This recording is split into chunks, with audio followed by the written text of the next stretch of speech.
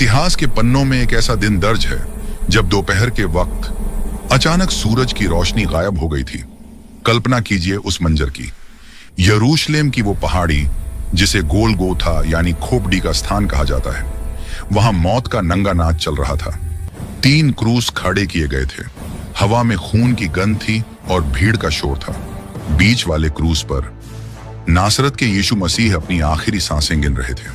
उनका शरीर जख्मों से चूर था। वो पहचान में भी नहीं आ रहे थे। लेकिन इस पूरे शोर शराबे और मातम के बीच एक चीज ऐसी थी जिस पर उस वक्त शायद ही किसी का ध्यान गया हो, लेकिन वही चीज थी जिसने नरक की नींव हिला दी थी। यीशु मसीह के सिर के ठीक ऊपर लकड़ी की एक पुरानी खुरदरी तख्ती साइन बोर्ड ठोकी गई थी।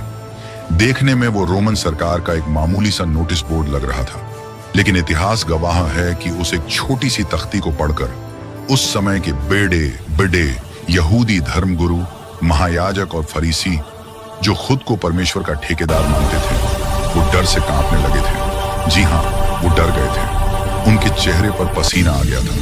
वो घबराहट में दौड़ते हुए रोमन गवर्नर पिलातुस के महल की तरफ भागे थे। आखिर क्यों? उस लकड़ी के टुकड़े पर ऐसा क्या लिखा था? क्या वो सिर्फ एक नाम था, या फिर उस नाम के पीछे छिपा परमेश्वर का वो सीक्रेट कोड था जिसे 4000 सालों से रहस्य बनाकर रखा गया था? क्या हो अगर मैं आपसे कहूं कि क्रूस पर चढ़ने वाला वो व्यक्ति सिर्फ यहूदियों का राजा नहीं था, बल्कि उस तख्ती पर एक ऐसा हस्ताक्षर सिग्नेचर था जो यह साबित करता है कि क्रूस पर इंसान नहीं बल्कि स्वयं रचयिता लटका हुआ था। आज हम इतिहास की उस परत को हटाएंगे। आज हम बाइबल के उस छिपे हुए कोड को डिकोड करेंगे, जिसे अगर आपने अपनी आंखों से देख लिया तो आज रात आपको नींद नहीं आएगी। तो चलिए 2000 साल पीछे चलते हैं, उस पल में जब परमेश्वर ने अपना नाम दुनिया के सामने खोल दिया। इस रहस्य की जड़ तक पहुंचने के लिए हमें उस दिन की राजनीति, पॉलिटिक्स को समझना होगा। यह फसह पासओवर का पर्व था। यरूशलेम में लाखों लोग पीछे जमा थे। रोमन गवर्नर पोंतियुस पिलातुस अपने महल में परेशान टहल रहा था। पिलातुस रोम का एक क्रूर शासक था जिसे किसी की जान लेने में हिचक नहीं होती थी, लेकिन उस दिन यीशु के मामले में वो फंस गया था। पिलातुस ने यीशु से बात की थी। उसने यीशु की आंखों में देखा था और वो जान गया था कि यह आदमी निर्दोष है। उसे यीशु में कोई भी मौत के लायक गुनाह नहीं मिला। वो यीशु को छोड़ना चाहता था, लेकिन यरूशलेम के मुख्य याजकों, हाई प्रीस्ट्स ने एक बहुत गंदी चाल चली। उन्होंने पिलातुस को ब्लैकमेल किया। उन्होंने कहा, अगर तूने इस आदमी को छोड़ा तो तू कैसर का दोस्त नहीं। जो खुद को राजा कहता है वो कैसर का दुश्मन है। ये एक धमकी थी। अगर रोम के राजा कैसर को पता चलता कि पिलातुस ने एक बागी को छोड़ दिया तो पिलातुस की गर्दन काट दी जाती। अपनी कुर्सी और अपनी जान बचाने के लिए पिलातुस झुक गया। उसने पानी मंगाकर हाथ धोए और यीशु को क्रूस पर चढ़ाने का हुक्म दे दिया। लेकिन दोस्तों, कहानी यहां खत्म नहीं होती। यहीं से असली खेल शुरू होता है। पिलातुस हार गया था, लेकिन उसका ईगो अभी भी जिंदा था। उसे उन यहूदी याजकों पर भयानक गुस्सा आ रहा था जिन्होंने उसे मजबूर किया। वो उनसे बदला लेना चाहता था। वो उन्हें जलील करना चाहता था। और अपने इसी गुस्से को निकालने के लिए पिलातुस ने अपने सैनिकों को एक हुक्म दिया। रोमन कानून के अनुसार हर मुजरिम के सिर पर उसका जुर्म, क्राइम लिखा जाता था, जैसे चोर, डाकू या हत्यारा, ताकि लोग देखें और डरें कि अगर हमने भी ऐसा किया तो हमारा भी यही हाल होगा। लेकिन पिलातुस ने यीशु के लिए कोई जुर्म नहीं लिखवाया। उसने किसी गुनाह का नाम नहीं लिखा। बाइबल बताती है, यूहन्ना अध्याय 19 में पिलातुस ने एक तख्ती टिठुलुस लिखवाई और उसे क्रूस पर ठोकने का आदेश दिया। उस पर लिखा था, नासरत का यीशु यहूदियों का राजा। जरा सोचिए, पिलातुस क्या कर रहा था? यह कोई आरोप नहीं था, यह तो एक उपाधि, टाइटल थी। पिलातुस उन यहूदी नेताओं के मुंह पर तमाचा मार रहा था। वो पूरी दुनिया को यह बता रहा था कि देखो यहूदियों, तुम जिसे मार रहे हो वही तुम्हारा राजा है। तुमने अपने ही राजा को मार डाला। और अपनी इस बात को पक्की करने के लिए पिलातुस ने यह बात सिर्फ एक भाषा में नहीं, बल्कि उस समय की 3 महान भाषाओं में लिखवाई। 1, इब्रानी, ये धर्म की भाषा थी, यहूदियों की अपनी भाषा, जिसमें परमेश्वर के वचन और भविष्यवाणियां लिखी गई थी। 2, लातिनी, लैटिन, ये सरकार, कानून और ताकत की भाषा थी, ये रोम की भाषा थी। 3 यूनानी, ग्रीक, ये ज्ञान, विज्ञान और व्यापार की भाषा थी, यह आम दुनिया की भाषा थी। पिलातुस का मकसद साफ था, वो चाहता था कि वहां खड़ा हर एक इंसान, चाहे वो अनपढ़ हो या विद्वान, चाहे वो रोमन हो या यहूदी, हर कोई यह पढ़ सके कि यीशु ही राजा है। लेकिन पिलातुस को भी अंदाजा नहीं था कि उसके अंदर काम करने वाला वो गुस्सा असल में परमेश्वर की योजना थी। पिलातुस ने तो मजाक में लिखवाया था, लेकिन अनजाने में उसने ब्रह्मांड का सबसे बड़ा सच लिख दिया था। अब आते हैं उस पल पर जिसने सब कुछ बदल दिया। यीशु क्रूस पर चढ़ाए जा चुके थे, तख्ती ठोक दी गई थी, वहां खड़े मुख्य याजक और फरीसी उस तख्ती को पढ़ रहे थे। जैसे ही उन्होंने इब्रानी, हिब्रू भाषा वाली लाइन को पढ़ा, उनके पैरों, बाइबल कहती है कि वो तुरंत भागते हुए पिलातुस के पास वापस गए। जरा सोचिए, वो इतना क्यों घबरा गए थे? उन्होंने पिलातुस से कहा, हे पिलातुस, ऐसा मत लिख कि यह यहूदियों का राजा है, बल्कि इसे बदल दे, यह लिख कि इसने कहा था मैं यहूदियों का राजा हूं। दोस्तों, यहां रुकिए और गौर कीजिए। वो पिलातुस से अर्थ, मीनिंग बदलने को नहीं कह रहे थे, वो सिर्फ वाक्य का क्रम, सेंटेंस स्ट्रक्चर बदलवाना चाहते थे। आखिर क्यों? क्या फर्क पड़ता है कि वहां क्या लिखा है? मरने वाला तो मर ही रहा है। फर्क पड़ता है क्योंकि उन्होंने उस तख्ती पर छिपा हुआ कोड देख लिया था। अब मैं आपको वो रहस्य बताने जा रहा हूं जिसे समझने के लिए आपको थोड़ा ध्यान देना होगा। इब्रानी भाषा हमारी तरह बाएं से दाएं नहीं, बल्कि दाएं से बाएं, राइट टू लेफ्ट लिखी जाती है। और यहूदी रब्बियों, धर्म गुरुओं की एक आदत थी, वो वाक्यों के पहले अक्षरों, फर्स्ट लेटर्स को जोड़कर गुप्त संदेश निकालते थे, जिसे एक्रोस्टिक कहते हैं।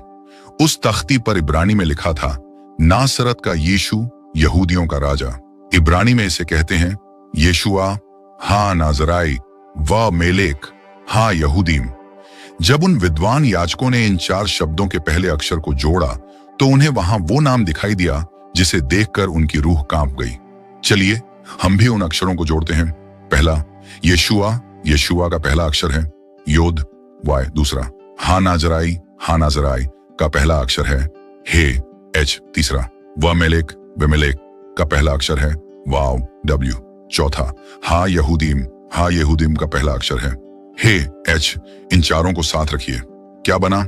Y H W H, Y H W H, यानी यहोवा, यावे। जी हां दोस्तों, यहोवा। अगर आप बाइबल का इतिहास जानते हैं तो आप समझ रहे होंगे कि यह कितनी बड़ी बात है। यह वो नाम है जिसे मूसा ने 1500 साल पहले जलती हुई झाड़ी में सुना था। जब उसने परमेश्वर से पूछा था, तेरा नाम क्या है?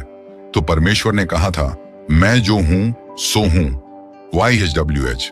यहूदियों के लिए यह नाम इतना पवित्र, इतना भारी और इतना डरावना था कि वो इसे आम बोलचाल में लेते भी नहीं थे। वे इसे लिखने से डरते थे। वे मानते थे कि अगर पापी जुबान से यह नाम लिया गया तो इंसान भस्म हो जाएगा। सिर्फ साल में एक बार महायाजक अति पवित्र स्थान में जाकर कांपते हुए इस नाम को लेता था। और अब देखिए परमेश्वर का इंसाफ। जिस व्यक्ति को उन्होंने झूठा, ईशनिंदा करने वाला और पापी बोलकर क्रूस पर चढ़ाया, उसी व्यक्ति के सिर के ठीक ऊपर सरकारी मुहर के साथ दुनिया के सामने परमेश्वर का सबसे पवित्र नाम यहोवा लिखा हुआ था। यह कोई संयोग नहीं था। उन याजकों को लगा जैसे आसमान फट गया हो और परमेश्वर खुद चिल्लाकर कह रहे हों, मूर्खों, तुम जिसे मार रहे हो यह कोई इंसान नहीं, यह स्वयं मैं हूं। यहोवा खुद इस क्रूस पर लटका है। यही वो डर था। उन्हें लग रहा था कि उन्होंने अनजाने में स्वयं अपने परमेश्वर को क्रूस पर चढ़ा दिया है। इसीलिए वो गिड़गिड़ा रहे थे, पिलातुस इसे बदल दे, इस नाम को मिटा दे, वहां से YHWH हटा दे। लेकिन इतिहास गवाह है, पिलातुस ने उनकी एक न सुनी। पिलातुस ने उनकी आंखों में देखा और एक ऐसा जवाब दिया जो आज तक गूंज रहा है। उसने कहा, जो मैंने लिख दिया सो लिख दिया। What I have written, I have written। पिलातुस को लगा वो अपनी जिद पूरी कर रहा है, लेकिन असल में परमेश्वर ने उसे रोक रखा था। उस दिन गोलगोथा पहाड़ी पर यीशु के लहू से लिखे गए उस हस्ताक्षर को मिटाने की ताकत दुनिया की किसी भी ताकत में नहीं थी। इस रहस्य का मतलब आज आपके और मेरे लिए क्या है? आज दुनिया में बहुत से लोग पूछते हैं, क्या यीशु सच में भगवान थे? क्या सबूत है? मेरे दोस्त, उस क्रूस की तख्ती से बड़ा सबूत और क्या होगा? खुद पिता परमेश्वर ने अपने बेटे की मौत के समय अपने नाम की मुहर, स्टैंप वहां लगा दी थी। मेडिकल साइंस हमें बताता है कि क्रूस की मौत कितनी भयानक होती है। इंसान का दम घुटता है, नसें फट जाती हैं। यीशु मसीह, जो स्वयं YHWH थे, जो चाहते तो एक इशारे में उन कीलों को पिघला सकते थे, जो चाहते तो पिलातुस और याजकों को राख कर सकते थे, वो वहां चुपचाप लटके रहे। क्यों? क्योंकि वो YHWH वहां राजा बनकर हुक्म चलाने नहीं, बल्कि मेमना बनकर हमारी सजा अपने ऊपर लेने आया था। उस तख्ती पर परमेश्वर का नाम लिखा होना हमें यह बताता है कि परमेश्वर हमसे दूर किसी सातवें आसमान में नहीं छिपा, बल्कि वो हमारे पापों के लिए, हमारे कैंसर के लिए, हमारी गरीबी और हमारे श्रापों के लिए नीचे उतर आया। उसने वो नाम वहां इसलिए लिखवाया ताकि आज 2000 साल बाद जब आप अपने घर में बैठकर यह वीडियो देख रहे हो तो आपको यकीन हो जाए कि आप अकेले नहीं हैं।